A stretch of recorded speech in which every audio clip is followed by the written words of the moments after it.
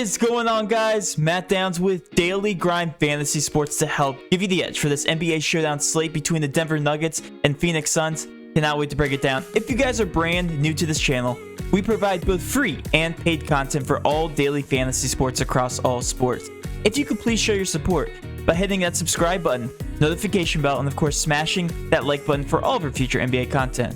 If you would like to know more about becoming a better DFS player and taking down that big GBP, head over to www.patreon.com/DGFantasy for more information. On Patreon, we give advanced cheat sheets for all DFS sports on DraftKings. These cheat sheets include updated projections, ownership, and our overall favorite plays from slate to slate.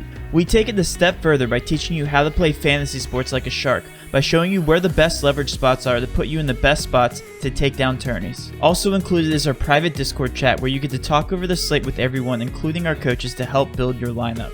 Now let's go ahead and dive right into this NBA One Game Showdown slate. But first, let's go over some Patreon success that we had last night. We had some Showdown success. $100 turned into $500. Got 4th place out of 44 people. Something we always preach on Patreon. Always enter those small GPPs because the ROI over the long term is just better. Contest selection is absolutely everything in DFS. So 4th place out of 44 people. Congrats there to 49ers faithful. We also had a close takedown here from Tiffany. $305 won, $40 turned into $225, $12 turned into $80. Congrats. Also, great contest selection there from Tiffany. We had another close takedown, $112 won over there on SuperDraft. And MME, it looks like a fantastic play all the way around there from Guru. From Bulldozer, we had another close takedown, $5 turned into $200. Got 2nd place out of 594 people, 234th place out of 1.3K people. And then also a takedown in the quarter contest here, turned 50 cents into $5.60. We had some more takedowns, and MLB $16 won here from Sonic Boom. Texans killed it on FanDuel. Another Showdown takedown. This was my League of Legends success, doubled up $200 into $400. I got 2nd place out of 30 people there, and then a $1 take all, or winner take all there. $22.50 won. Another close takedown by Smitty.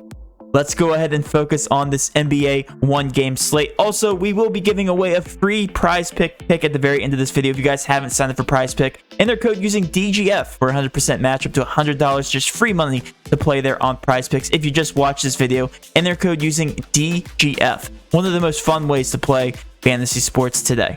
All right, looking at the injury report here, nothing really has changed other than the pending injury news on Michael Porter Jr. Right now, he has some back tightness, played 31 minutes in the last game, and it obviously affected his performance. So if he does sit tonight, it's going to open up so much value here on the Denver side, but we're going to assume he plays. They are kind of in the must-win game if they want to take home court advantage back. Right now, Michael Porter Jr. is questionable. I think he's going to play. He is probably leaning towards a probable side, but he could have a minute restriction in this game. So definitely going to be paying attention here. This game does tip off at 9:30, so hopefully we get that injury news before lock. If I do hear any word on the injury news, I will pin a post in the YouTube comment section below to update you guys with what is going on with Michael Porter Jr. Barton is doubtful. Same thing with Dozier. These guys have been out for a while. Doesn't really impact the picture. And of course, Jamal Murray has been out for the entire season. So we have taken all those things into consideration when taking a look at the Denver Nuggets. With Phoenix just neither out for them. He's been out for a while. Doesn't really impact anything. The prices had adjusted here for the Phoenix Suns. So with that being said, let's focus on these individual teams. We have ownership also for you guys provided by Fantasy Cruncher. So we will be taking a look at the ownership and what the game script really looked like last game. Like I said, Michael Porter Jr. only played 31 minutes last game.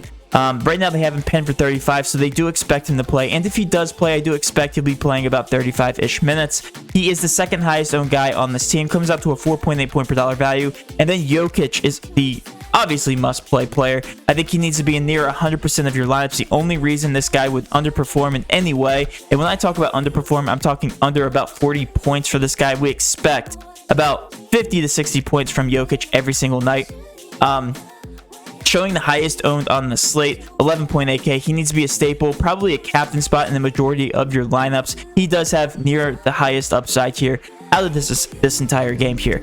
5 point per dollar value, averaging 1.58 fantasy points per minute. And another guy I want to talk about is Campazzo here at 7K. I don't know if he's worth 7K because that price tag is a very, very aggressive price tag. However, he is the third highest owned guy here from this team, and rightfully so because he played 36 minutes and actually played well. Now, do I think he's going to be playing 36 minutes again? I don't think so. Right now, they have him projected for 25, which I think is a bit low. Again, as you guys can see in the previous series versus the Portland Trailblazers, played about the mid-20s to upper 30s. So it's really, I think the Denver Nuggets just really ride the hot hand at this point. And we also saw him eat into Michael Porter Jr.'s minutes once Michael Porter did come out. And he also ate into Austin Rivers' minutes. So it's really going to impact the 2 minutes here between Michael Porter Jr. and Austin Rivers. They're going to need some sort of scorer on the floor at all times without Jokic on the floor. So Campazzo, I don't think the 7K price tag is worth it. He is showing good ownership, and they could continue to roll him out. However, what they did in Game 1 obviously didn't work because the Phoenix Suns ended up winning the game. So,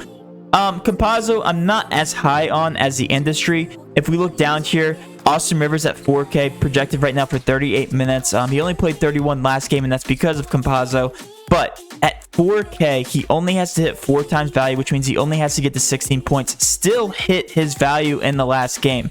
I absolutely love Austin Rivers for the showdown tonight just because of that 4K price tag. He's projected a ton of minutes, and right now we have him pinned for 26.98 points. I know it's not the best matchup for Austin Rivers, but when you're talking about the minutes, the minute upside here for a 4K guy, just absolutely insane. I think he's near a plug and play here. In terms of value, he's actually showing the second highest value here, the second best value on this team. Going down the list, I'm not really a fan of Aaron Gordon, just with his minute upside, 33 projected minutes and $6,600. Again, the same exact thing as Campazzo. I honestly prefer Jokic and Porter over those two stud plays. And then Monty Morris at 6.2K, also not that big of a fan. Millsap, I am a fan of, just projected 12 projected minutes here at 2.6K. Again, to hit his value, he only has to get to about 8 to 10 points, and I think he can easily do that given the minutes here. He played 13 minutes last game and easily covered his price tag. When constructing showdown lineups, you're looking for a very, very high ceiling pay up option combined with some very low tier options that could easily break the slate wide open. I think guys that fit that mold are going to be Austin Rivers, I think Paul Millsap, and one other guy I want to talk about from this team is going to be Marcus Howard at 1K. You're looking for a plug and play type of situation here from Marcus Howard at 1K. 9.4% ownership is very, very low for a guy projected 12 minutes at 1K. Guys, he has to score 4 total DK points, okay? So he has to average about 0.33 fantasy points per minute to hit that in 12 minutes. He only played 8 minutes last game.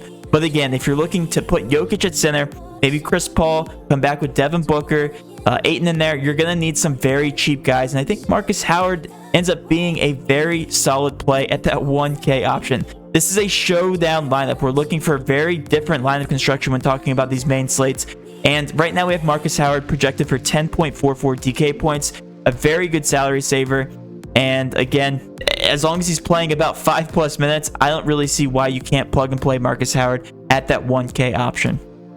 Flipping over to the other side with the Phoenix Suns, we now know what to expect from Chris Paul. He played 36 minutes in his last game. That was the big hesitation I had when looking at Game 1 because I didn't know if he was going to be playing that full allotted minutes that we're used to seeing from Chris Paul. And I thought Devin Booker was going to be a sharper play, but I was wrong. I will admit it. I think the ownership made sense for Chris Paul in Game 1, and I think we're going to continue to see about 35+ minutes from Chris Paul every single game. That being said, if we take a look at the ownership here, Devin Booker and Chris Paul dominate the top of the board. Rightfully so. These guys are going to be almost near 100% in all my lineups. I think you have to have one of these two guys in every single one of your lineups, if not both of them.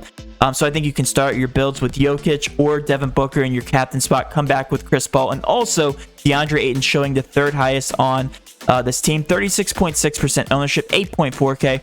I think those three options, again, need to have at least 2 of those 3 in every single one of your lineups. The one thing with Ayton is he's not the best play ever, but he's playing a tremendous amount of minutes and has to match that of Jokic. Whenever Jokic is on the floor, so is DeAndre Ayton. He has to go out and do his job, rebound the basketball, score those points.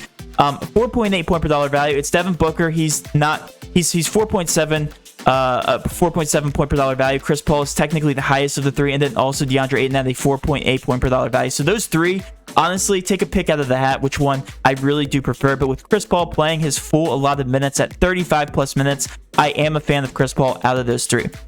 Jay Crowder's just kind of there. 5.4K is just a meh kind of play. He did play about 31 minutes. Right now, they have him projected for 34. For me, I do prefer Mikal Bridges just with a minute upside. And based on what he did last game, I just love the 6.8K price tag out of those amount of minutes. He only averages 0.88 fantasy points per minute without Nather on the court. But Jay Crowder, Mikal Bridges, since Jay Crowder is going to be a little bit more chalky, then I do like to pivot off of him to somebody like Mikal Bridges. In terms of a value play from this team, it's going to be Torrey Craig for me. Again, I do prefer Marcus Howard and also Millsap from the other side of the ball. Torrey Craig's also projected about 12 minutes, similar to Paul Millsap. Millsap's a little bit more productive, but Torrey Craig, if you're looking for another last piece here, $2,200. Again, double the price tag of Marcus Howard at 15.7% ownership. Is averaging a decent fantasy point per minute. It comes out to a 6.3 point per dollar value, and he is my favorite value play here from this team. Same thing with Saric. Saric only played about 8 minutes last game at 1.4K, and he averages 0.95 fantasy points per minute. So I don't mind him as a value play. Comes out to a 5.4 point per dollar value. From the Phoenix side, it's a little bit more up in the air in terms of my favorite plays. Like, I can make a case for any one of these starting players. The only guy I don't like and who I think is a little bit overpriced is going to be Cameron Payne. Again, with Chris Paul taking a lot of those minute upside from Cameron Payne. Right now, Cameron Payne at 6K is just way too expensive. I do prefer Jay Crowder a lot more over somebody like Cameron Payne. Torrey Craig, Saric, Chris Paul, Ayton, and Booker are going to be my favorite options from this team. All right, now let's go ahead and do some lineup building. So I have my custom projections input for all these players. Let's just crunch a lineup and see what it comes out to, and I'll tell you guys if I like it or not. $49,700. Like I said, you have to have Jokic at that captain spot. Come back with Howard, Austin Rivers, DeAndre Ayton, Chris Paul, Booker. Sign me up. That's my favorite lineup here, and I think that has a tremendous amount of upside. With the minute upside from Austin Rivers, you're talking about the captain upside. As you guys know, captains get 1.5 times whatever they end up with in terms of a multiplier. And then DeAndre Ayton, Chris Paul, Booker, I said you have to have two of those three. Why not include all three? I think that's going to be close to the chalk lineup. If I had to get different, I would be putting any one of these Phoenix Suns in my captain spot. Ayton, Chris Paul, Booker. I think Booker technically has the most upside just because he's very scoring dependent, and he's gonna be putting up the most shots here from the Phoenix Suns. But that would be my lineup, guys. I don't think there's any questions asked. I don't have to really crunch anything else. I think that has the most upside here on the slate. In terms of prize picks, I have Austin Rivers hitting the over about 60% of the time. We have him projected right now for about 24 DraftKings points. His fantasy score right now is at 17.6. Keep in mind, he scored about 16 last game, only playing 31 minutes. I have him projected right now for 38 minutes. I think he plays more minutes in this contest, and if they're gonna outscore Phoenix, they're gonna need some of these other scores to step up other than Campazzo. So right now, hit the over on Austin Rivers and enter the code using DGF for 100% match up to $100. Helps us out, helps the stream out, helps you guys out, and Prize Picks is one of the best way to play DFS today. And that will wrap up my breakdown, guys. Hopefully you did enjoy this video. If you did, please do hit that subscription button, notification bell, and of course smash that like button for all of our future NBA content. With all that being said, have a great rest of your day, and let's cash.